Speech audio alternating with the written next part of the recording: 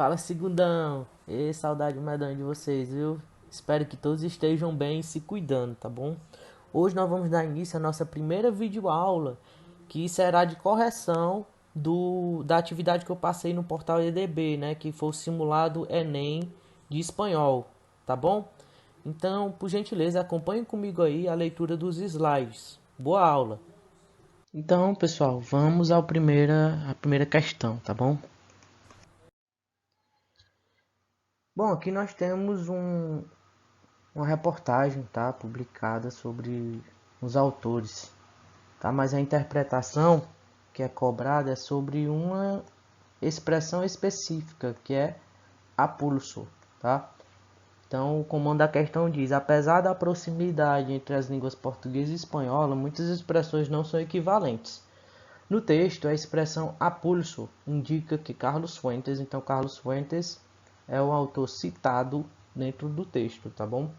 Que a gente vai ler agora.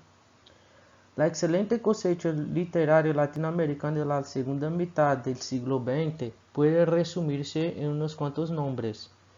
Então, essa colheita literária, ou seja, os principais nomes da literatura latino-americana, certo? E ele seleciona aqui os principais, como por exemplo, o Gabriel Garcia Marques, certo? Peruano, Mário Vargas Llosa, los argentinos Jorge Luis Borges y Julio Cortázar, o cubano Alejo Carpentier, el chileno José Donoso, los mexicanos Octavio Paz e Carlos Fuentes, certo? Ele deixa claro que, lógico, há mais escritores para esse quadro de honra, tá? Mas, certo, pero en él no podría faltar ninguno de los mencionados. Carlos Fuentes, fallecido ayer a los 83 años en Ciudad de México, se labró a pulso su puesto en él. En el que? No quadro de honra, tá bom? Então ele conseguiu o seu nome nesse quadro de honra a pulso. O que é a pulso, pessoal? É com mérito próprio, né? Com suas habilidades de autor, tá? Então, tanto é que ele deixa claro aqui, ó, que o Carlos Fuentes, né? Novelista, ensaísta, dramaturgo, guionista de cine, professor nas mais destacadas universidades americanas e europeias. Então, Carlos Fuentes era um escritor completo, tá bom? Então, essa expressão aqui a gente traduz como, né? Com mérito próprio, né? Diante de todo o seu trabalho citado no texto, tá bom? Então, a expressão a pulso significa que o autor Carlos Fontes alcançou o devido reconhecimento literário dentro e fora do país por mérito próprio, tá bom? A alternativa A diz que trabalhou em suas obras as questões relativas ao contexto social. Sim, trabalhou, mas não diz respeito à expressão. Então, lembrando que no Enem, o foco, né, que vocês têm que ter é no comando da questão, tá? Escreveu suas principais obras, sim, mas lembrando que nós estamos atribuindo a essa expressão dentro do texto, tá bom? A C diz que integrou o quadro dos escritores latino-americanos, sim, é verdade, né? Mas não faz relação à expressão. Alternativa D correta e a E tratou de suas obras principais assuntos da cultura mexicana, sim, mas lembrando que nós estamos trabalhando, né, a expressão a pulso, que significa com mérito próprio, certo? Adiante. Essa questão trata da interpretação de um verbo, né, o uso do verbo. O verbo poner, ele em espanhol, ele é considerado um verbo de cambio, né, um verbo de mudança, de estado, certo?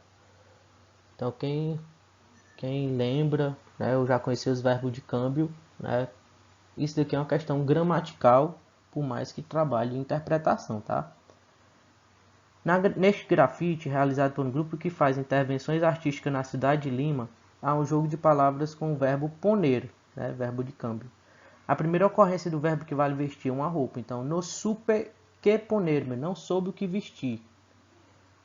Já na segunda indica o que? E me puse feliz. Então, às vezes o pessoal se depara, né? Não sei o que vestir, né? Não tenho nada para vestir, sendo que tem roupa lá, né?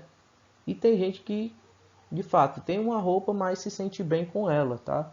Então, se sentindo bem, né? É o ser feliz, tá bom? Então, é o que? É uma mudança de estado, tá? Não sabia o que vestir e usou a felicidade, né? Usou qualquer coisa, tá bom? Então, mudança de estado, lembrando que é verbo de câmbio, tá? Então, início de ação não é, porque é a consequência da ação, não é conclusão de ideia, é uma consequência de um ato, tá? Simultaneidade de fato não, que é causa e consequência, e não é continuidade do processo, beleza?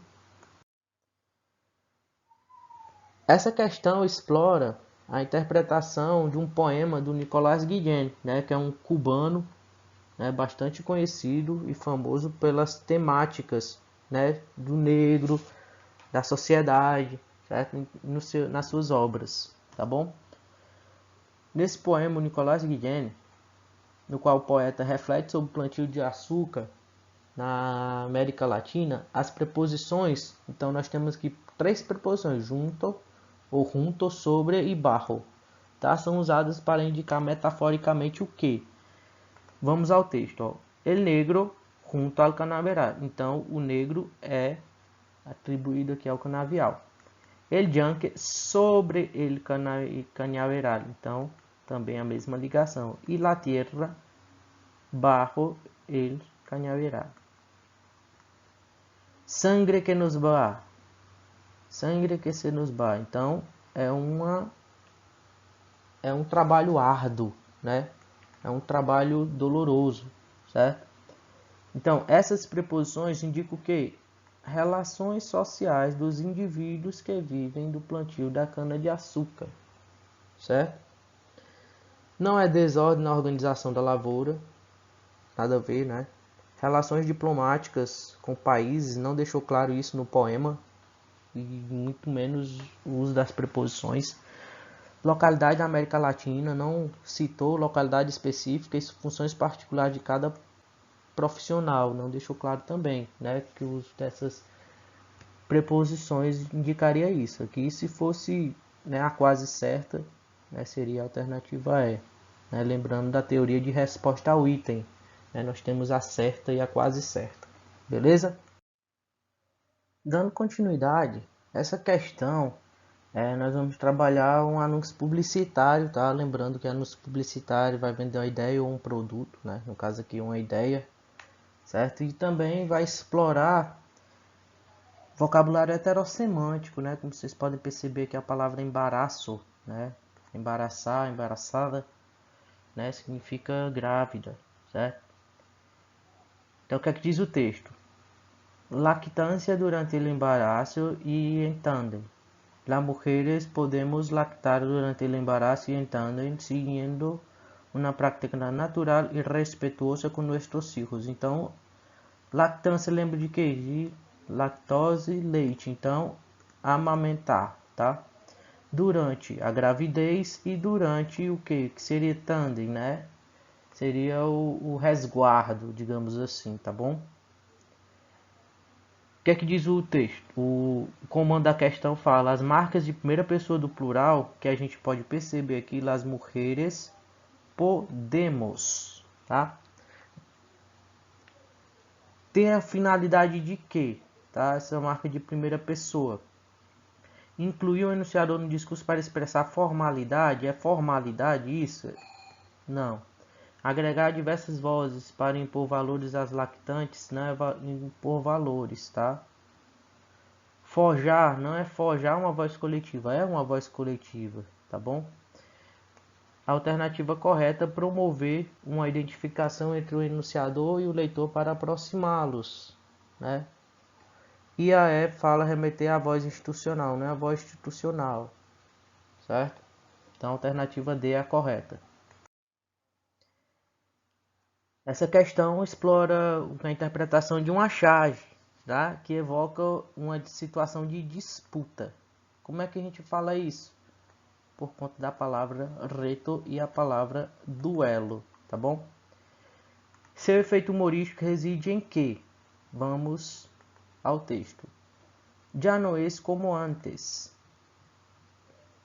Diz aqui nós temos uma terceira pessoa, tá? Lo reto a um duelo. A palavra reto significa desafio. Então, eu te desafio a um duelo. Está bien, Pardo. Pardo, o nome do rapaz, né, do cara. Pero yo com el joystick. Então, o que é um joystick? É aqueles controle, né, de videogame para computador, né? Eu com o joystick e você com as teclas do computador, tá bom? Então, o efeito humorístico reside em quê? Aceitação imediata? Não, teve uma aceitação imediata, mas não foi o sentido humorístico da charge. Descaracterização do convite a um desafio não é descaracterizado, tá, pessoal? Olha aqui o desafio ao duelo, tá? A roupa dos personagens também, né? Subentende, a gente pode associar a máfia, tá? Sugestão de armas não convencionais para o duelo. Então essa daqui é a alternativa correta, tá bom? Deslocamento temporal no comentário lateral, não, porque esse daqui é só uma explicação, tá bom? Posicionamento relaxado dos personagens, eles não estão relaxados, eles estão, né, de tensão, né? Percebe-se uma tensão nos personagens, tá bom? A alternativa C é a correta. Essa questão vai explorar um texto histórico, tá bom? O título do texto é El Eclipse. Vamos ler. Quando Frei Bartolomé Arrazola se sentiu perdido, aceptou que já nada poderia salvá-lo. La selva poderosa de Guatemala lo havia apressado, implacável e definitiva. Então ele estava perdido, né? Ele estava preso, né? na floresta da Guatemala. Diante de sua ignorância topográfica, ou seja, ele não tinha para onde ir, não tinha um norte, né? Se sentou com tranquilidade para esperar sua morte. Ao acordar, se encontrou rodeado por um grupo de indígenas com rostos impassivos, ou seja, desafiadores, né? Que queriam sacrificá-lo em um altar, né? Um altar que Bartolomeu lhe pareceu como um feito que descansaria, né? Por fim dos seus temores, do seu destino, de si mesmo. Então ele já estava sem esperança, né? 3 anos no país lhe havia conferido um mediano domínio das línguas nativas. Ele tentou algo. Então, por mais que ele estivesse desesperançoso, ele vai tentar se salvar, né? Como?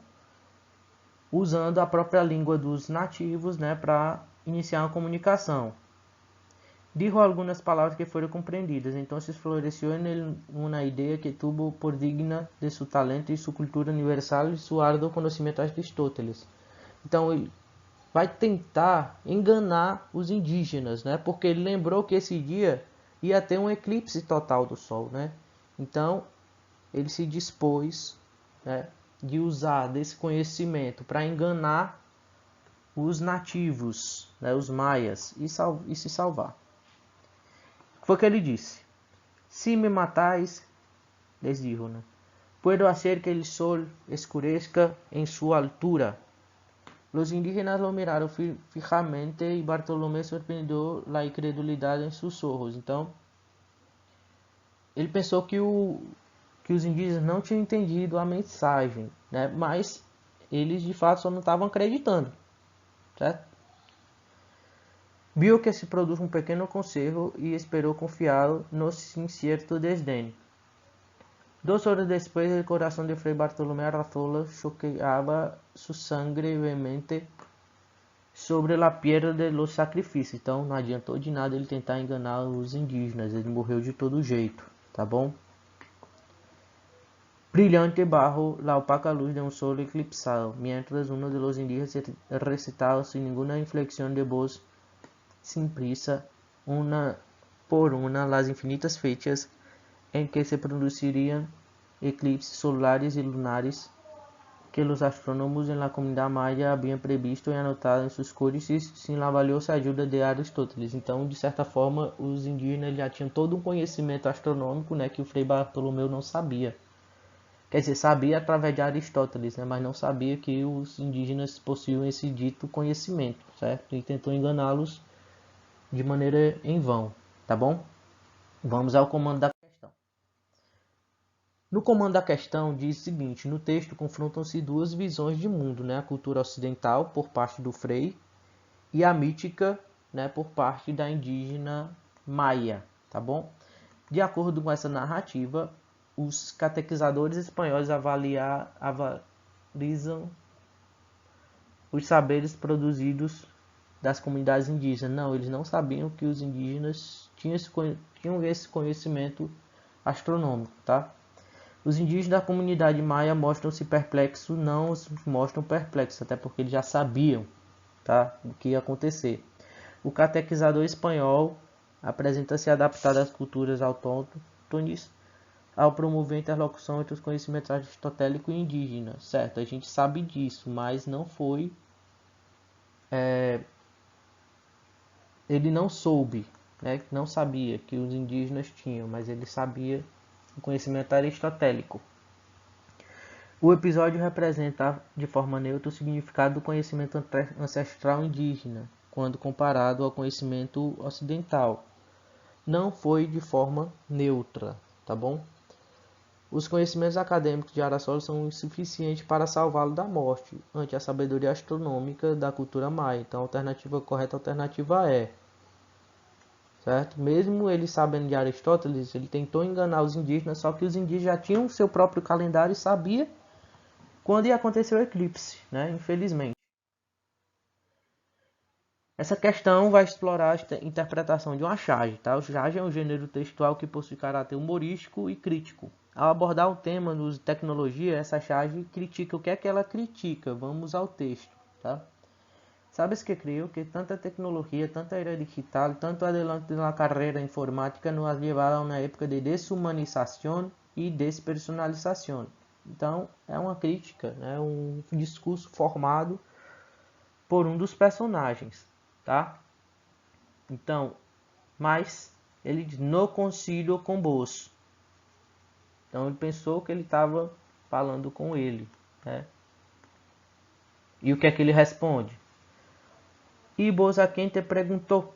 Estou falando com mi notebook. Então, ele deixa claro que está aqui o microfone, a webcam, né, que ele está pelo menos pronunciando na internet, tá bom?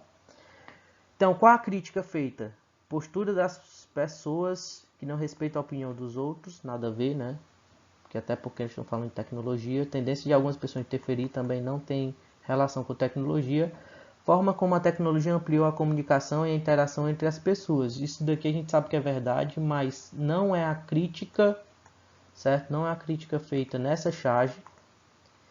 Hábito das pessoas que passam muitas horas conectadas, também a gente sabe que é verdade isso, mas não é a crítica principal da charge. A crítica principal é o indivíduo cujo comportamento destoa do seu discurso. Então, o discurso é um e o comportamento é outro. Beleza? Adiante.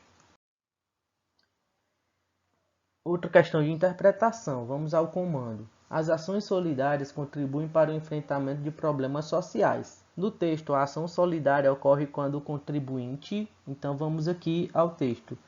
Essa ação solidária ocorre quando o contribuinte faz o quê? Vamos lá. Que é la ex solidária? La ex solidária é uma ex, né, um X, que ajuda as pessoas mais vulneráveis. Como? Podrás marcarla quando hagas la declaração de la renta. Então, uma declaração de imposto de renda, por exemplo, né? Es la casilla que se domina fines sociais. Nós preferimos chamar ex solidária. Então, quando o cara vai declarar o seu imposto de renda, tem a opção de doar, né, o valor do imposto, certo? Então, a ação solidária ocorre quando o contribuinte faz o quê? Delega ao governo o destino do seu imposto? Não. Escolhe o projeto que terão? Não falou dos projetos. Ele destina parte do seu imposto para o custeio de programas sociais, né? Marcando a opção, né? Fines sociales, tá bom? Na declaração do imposto, certo? Determina a criação de imposto? Não, porque o imposto já existe, já está declarando. Seleciona programas, não é o programa específico, tá? Então, a alternativa C é a correta. A próxima questão, pessoal, nós temos uma charge bastante crítica, né? Crítica a quê? Justamente a contaminação dos mares e oceanos, né? Vamos aqui ao texto, diz o seguinte, ó. Mamá, mercúrio sabe a pescada. Quando fala a expressão sabe a pescada é porque o mercúrio, né? Que é bastante tóxico, né? Tem mais mercúrio do que peixe no almoço da criança, tá?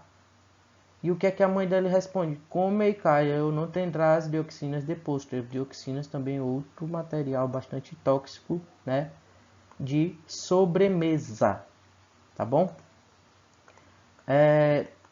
A charge tem a função de denunciar, ironicamente, denunciar o quê? A contaminação dos alimentos ingeridos pela sociedade, né? Essa contaminação é feita de diversas formas, né? No lixo, né? No meio ambiente, tá bom? Rebeldia do filho em relação à alimentação? Não. Inadequação dos hábitos alimentares na sociedade atual? Né? A gente não come mercúrio ou dioxinas ou agrotóxicos porque a gente quer, né? Porque não temos opção. Se a maioria dos alimentos tem esses produtos, tá bom? Autoritarismo da mãe na escolha, então não é a denúncia, não é a ironia feita, né? Não tem nada a ver com o autoritarismo e nem a falta de habilidade da mulher moderna preparar as refeições. Tanto é que ela preparou, né? Um peixezinho aqui e tal. Então aí a ironia é sobre a contaminação dos alimentos mesmo. Item B, beleza? Para finalizar, né, nossa aula de hoje, né, vamos aqui à última questão, que trata de um texto, né, uma reportagem, né, que fala, né, o motivo que levam as pessoas a abandonar o Facebook, tá? Então, por meio de depoimentos, o texto exemplifica as razões de alguns usuários do Facebook para abandonar essa rede social. Com relação a Alberto, né, nome fictício de uma das pessoas citadas, o abandono do Facebook ocorreu por quê? Então, a gente vai no texto procurar diretamente o Alberto, tá bom? Que ele tá bem aqui, certo? As outras pessoas interessam? Interessa, mas, né, o texto, o comando da questão está pedindo só Alberto. Então, vamos ao que diz o Alberto.